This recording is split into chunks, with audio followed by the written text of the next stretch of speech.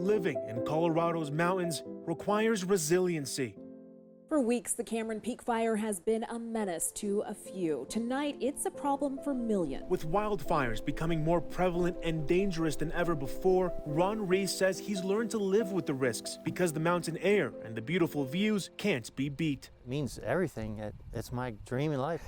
Life down in town has got this same amount of struggles.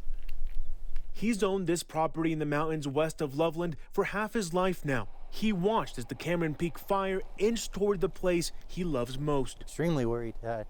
I saw on TV the map, it showed this whole area was burned. Some of his neighbors down the road weren't so lucky. Remnants of their homes are left buried underneath feet of snow, surrounded by charred trees.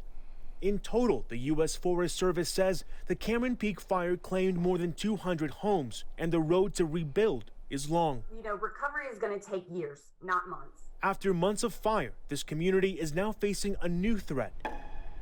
Flooding is always a concern after a wildfire. Mother Nature really, just like she impacts what happens during a fire, she really impacts what happens after the fire as well. The risk of dangerous flooding increases after a wildfire because of burnt trees, debris, and loose soil left behind. The combination of record snowfall and warmer weather is worrisome because if the snow melts too quickly, all that debris comes rushing down. Some of their work is to repair lines firefighters created to contain the fire, study the impact on the soil, and address safety concerns. They're also removing bridges so they don't get washed away if a flood were to happen.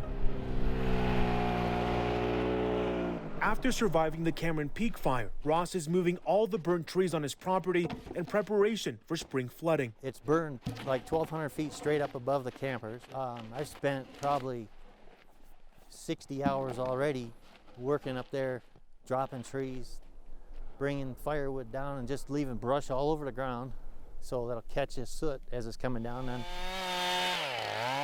he's working around the clock to protect his future. This is kind of my American dream, Because regardless of the dangers of life in the high country, Reese will tell you the benefits are still worth the risks. Ivan Rodriguez, Denver 7.